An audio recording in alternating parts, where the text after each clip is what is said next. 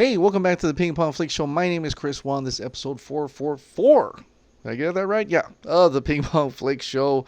Let's start off with a little bit of DC tinfoil, if you will. I know I should be wearing the hat, but it's still kind of hot. Boss Logic put out this picture, an awesome image of Superman facing what is to be Brainiac in the background. Man of Steel, Cerebro, pretty cool. I wish this was an actual real poster. One day, Warner Brother Pictures, please make a Man of Steel sequel. And I know you're like, Batman v Superman was the Man of Steel sequel. What are you talking about, Chris? But you know what I mean. I mean like a solo, his own solo outing, kind of like how Thor had Thor 1, Thor 2, Wonder Woman 1984, Amazon, Aquaman 2, Man of Steel, Superman. I don't think it needs to be called Man of Steel. I think the next movie should just be called Superman, but with Henry Cavill as Superman. So it could be still in the works. But this is an awesome, very cool looking poster, nonetheless. But some other people caught something very interesting. Now this is coming from Bob, podcaster Stay Bob. Boss Logic posts Man of Steel art. Oh, Man of Steel 2 art. Henry Cavill likes it. Someone in the comments says, not with Henry Cavill, LOL, and Boss Logic responds, I wouldn't be so sure. Boss Logic has friends in Hollywood, such as The Rock. Thanks to Adam Leafs fan for turning my attention to this. So let's take this one step at a time. So we see this. He posts it on Instagram, and of course, we see that Henry Cavill actually liked it. If you cared to like anything, he liked that one. And he responding, not with Henry Cavill, LOL. I wouldn't be too sure. Now, Boss Logic posted, I don't know how many months way back where it looked like Superman was throwing in the cape, throwing into the dumpster, Spider-Man 2 style. So, and now he's posting this. Now, I don't know if he has friends in Hollywood. He does work. He does do things for celebrities and stuff like that. And he works things like, I think even UFC stuff and stuff as well, in terms of marketing and art and things like that. He did, what's interesting about him is he did actually said that he heard that Robert Pattinson was going to be Batman before anybody else talked about it. So I thought you keep that in mind. That, he's just, just an art. I mean, he's a very talented artist, and he's on Twitter, and he knows people in the business. It could happen. I mean, it could be true that he actually may know something about Henry Cavill coming back for a Man of Steel 2, or essentially a Superman solo film, right? And we see that man, the Men's Health magazine, talking about Henry Cavill. He's still got the cape. You'll see, he hints at that. You also see even Variety today is, taking apart that and actually making articles about that, making it official in a way that he is still Superman in a way, and kind of just throwing it out there as we get closer and closer to Witcher. Interesting thing about that, and I think that this is something to be really look forward to, look at real carefully, because I think there's something there, especially with him being kind of silent for release of Snyder Cut.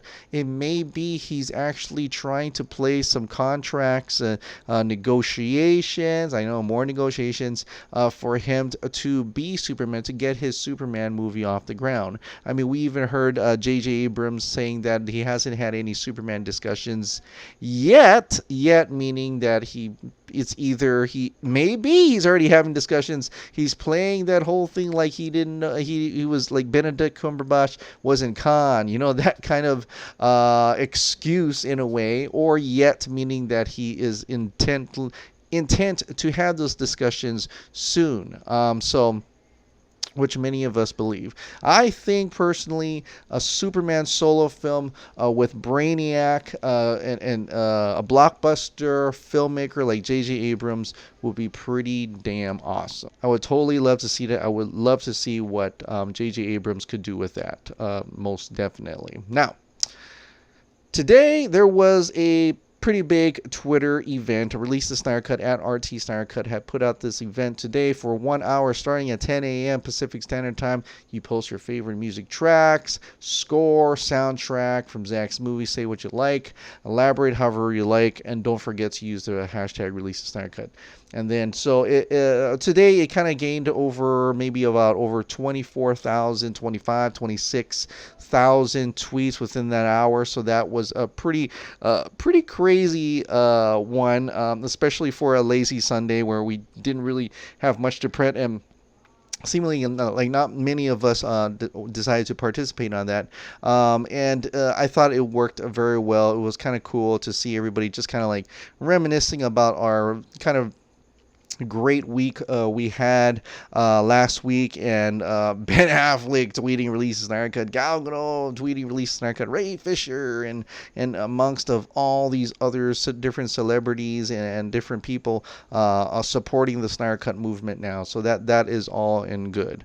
It is so interesting how coincidence is they're talking about the musics and scores for the Snyder Cut that Joe decided to put out this article with the release of Snyder Cut hashtag, so it's kind of cool. It gives it a little attention. But this is Danny Elfman gives his take on the release the Snyder Cut controversy around Justice League. So I'm gonna see if I can put it down. This is all about review of what happened and everything, and so we get to the part where he actually asked him. When Joe had the opportunity to chat to Elfman ahead of his visit to Ireland to perform Nightmare Before Christmas live in 3 Arena, we asked him on his take on the situation. Well, the thing is, he never finished it, so I don't know quite how they do that. He had a tremendous tragedy which forced him to not finish the film. So it wasn't like I don't quite understand this, because it wasn't like he was fired and that there's a director's cut that is a finished movie and that the studio fired him and then hired Joss. When Joss came on to the film, he stepped in only a few days notice to pick up the helm because of this terrible tragedy that happened. So it is kind of a unique situation. I mean, there is definitely other movies where the director was fired and the studio radically changed the movie because they didn't like it, and as a fan you go, I wonder what the director did before the studio changed the movie. But I'm not really aware of how that dynamic would really apply here. So it's interesting to note here that knowing what we know now is that they haven't really informed Danny Elfman what was going on. They really haven't informed him. They were feeding him the same BS that THR had fed to us through Toby Emmerich, right? It is amazing how much people who are not in the know and they kind of just came in. So it really kind of looks like he's very innocent in this game. He also, I remember revealing that back then that he only had storyboards to make music off of. So for sure he had never seen anything Snyder Cut. He just came in. Joss Whedon hired him and said, do your thing. Put the Batman theme, your only Batman theme in there, and a terrible rendition of the John Williams score, and just throw it in there and see what happens. So and we know now how terrible that was. But it goes to show how much that the studio was not telling people here and there. And what's really interesting about this when I saw it is that when Joss came in on the film, he stepped in with only a few days notice to pick up the helm because of the only a few days. That takes away all of the other the other stories that he's been writing since March of 2017. He's been in there writing up pickup lines and stuff like that. if this is true, that is definitely a dead giveaway that Joss just came in like few days notice. We need your help. You come in and reshoot this and reshoot that. Do whatever you want. And so it's way less planning, way less notice, and it just goes to show you how much they really changed it up. And taking that opportunity when Zach left to change it to their liking, and ultimately falling flat on their face. So I thought that was an interesting article from Danny Elfman in terms of release of Snyder Cut. Release of Snyder Cut is still trending. It's not that high, but it's still in the news. It's still socially, available to everybody. Social media is covering different stories of it. Jacob Irie is covering it. Geek.com is covering it. Mainstream, even CNBC actually covered it as well. Although when you click on this, there is a lot of misinformation. They're not really caught up in anything, and so be aware of that. But it's still in mainstream, so I thought I'd highlight that. What Culture has also highlighted as well, 10 reasons why Warner Bros. Must release the Snyder Cut. This is a pretty good one. Go ahead and check that out as well as we continue to go into mainstream audiences here. What I found was this one interesting. So Eric Blake had talked about this last night on the live chat, and this is a tweet by Adzod Snyder. Guys, this is hot. The organization who is responsible for the CCXP 2019, which is coming up in merely 2 weeks in Brazil, where Wonder Woman 84 Birds of Prey will release first trailer, is talking about the Snyder Cut. Now, I can't read any of this. I only translated the headline. Does Snyder Cut really exist? With a director's edition save the movie? All we know about Zack Snyder's version of Justice League. So I'm not sure what's in this article, but I did find it interesting that the same company that is hosting the Brazil CCXP is talking about the Snyder Cut. Does that mean we're going to have anything about the Snyder Cut this coming Brazil CCXP 2019? No. But that'd be pretty cool if that happened. I don't know. I'm not sure. I still think that maybe the studios will want to highlight the movies that are actually coming out, like Wonder Woman 1984 and Birds of Prey. But I don't know. I'm not sure. I'm going to keep an open mind about it. I'm not going to get disappointed if nothing happens to this. Negotiations and things that are happening in the background with Zach and crew, and possibly Zach and crew in the studio, could take a while. So I don't know if it's going to be ready or if they even want to talk about the Snyder Cut over there at Brazil CCXP, which is like the capital, fan capital of DC. So I don't know if they're going to talk about that. But it's interesting that they brought it up. It's a really cool. I really like this picture here. Like they fully, have Martian Harry Lennox as a Martian Manhunter here. It's got that mullet going on, and of course, Cyborg. So, cool looking image. But if you guys who can actually understand this article, let me know if it's a positive article or negative article. But in any case, it's interesting nonetheless that they are covering the Snyder Cut right now. Another thing that was this is more tinfoil territory, because we continue to try to figure out what's in the Snyder Cut. And should we, though? I mean, it's like when it comes out, shouldn't we be surprised? Although people are really looking into it. We already talked about Sam Benjamin possibly being Green Lantern. I thought I'd talk about this just a little bit. This is coming from Alexander Khan. There's an Instagram post of what appears to be more about Sam Benjamin as Green Lantern now. So in this image, we see 4 different images here. I don't know about this one. I know about this one where someone asked him if he's Hal Jordan, and all he gave was a green heart for this picture that he did. I am still curious about this. Did we ever figure out who this character with this armor or something, was this supposed to be Batman, or who was this supposed to be? I thought that was kind of interesting, and I'm wondering if maybe someone had figured this out. This, however, that's not Sam Benjamin. That's actually this dude. So he actually is.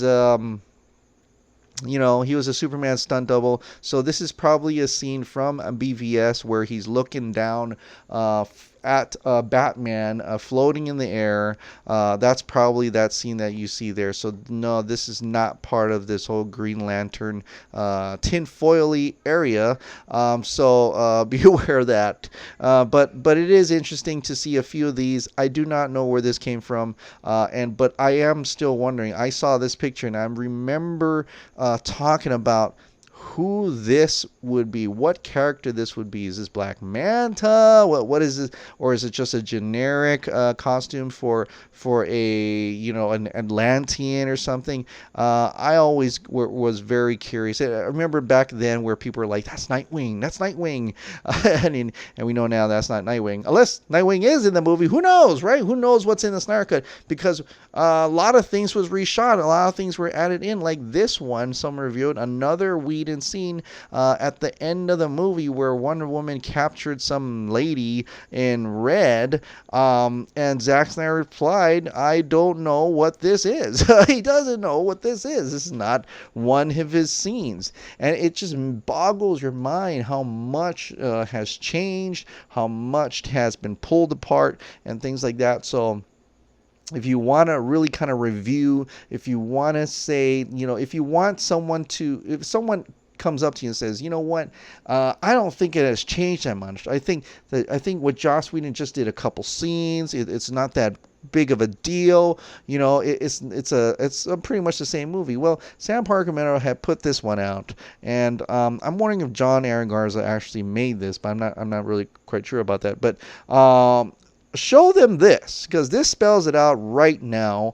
Release the Snyder Cut. Snyder Cut's 214 minutes, 3.5 hours. And this is the time. This is Whedon Cut, 119 minutes, 2 hours. We know that these, they come to find out that a lot of these scenes that are in this takes out a lot of these scenes, and what essentially is a condensed version. So all we're seeing are these spots here within the Whedon Cut. This is all we see of the Snyder Cut. Look at how much more. We have no idea what's going to happen in this movie. We have no idea, and this is just assuming that these parts are in the right places. They could be interchanged and used in a different context as well. So this is a huge eye opener. I'm going to save this graph, and I think this is really important for and I retweeted this out. If you have in mind, like someone telling you this, dude, the Whedon Cut, it's the same thing. The Snyder didn't finish and stuff like blah blah blah blah. Show them this graph. Show them what the possibilities are of seeing a completely different movie. What we actually saw that was Zack Snyder, and what we actually believe is Zack Snyder, and what the possibilities could be in that movie. The plots, the characters, the where it was going, just the context of different things. Maybe even action set pieces that were too scary for the studio and they wanted to rip it out, and because it just boggles my mind, and it really is something to really look forward to, just so like for other people to know, to gain interest, even if you don't even cared for to seeing the Snyder Cut. You'd be at least intrigued to know, well, I saw that Whedon movie, I saw that Justice League in theaters. I wonder what this is then. Like, what were they making? Why is it cut down this much? And why are these shots in between? Why do you have to reshoot and do these things? At least it perks their curiosity. And just looking at this chart is like a dead giveaway. It just shows you plain view what you're missing. What you could what you're missing, what you could actually get to experience when the Snyder Cut comes out. And more for the analytical people. For us, people who really want to see the new movie, we know there's a lot more to be had in this film. We don't need this chart to tell us that it's probably going to be a freaking amazing 3.5 hours of dark side. Not all of dark side, but it's going to have dark side. It's going to have a Martian Manhunter cameos, possibly Green Lantern there for all we know. Maybe there's a nightmare scene. I don't know where. Maybe there's a Batman Warehouse 2.0 scene. There's a Flight 2.0. There's maybe a bigger battle between military and Superman. I don't know. It's just crazy, and I can't wait to watch the Snyder Cut of Justice League. So keep hashtagging. Don't completely stop. I mean, I'm very optimistic that it is definitely going to come out, but just keep it in the mainstream. Keep people talking about it, hype it up, because once we get the Snyder Cut, you and we're going to want JL 2 and 3. I know I will, so hopefully you do as well. All right, guys. Well, that is it for tonight. Thank you so much for subscribing. Thank you so much for watching. I'll see you next time.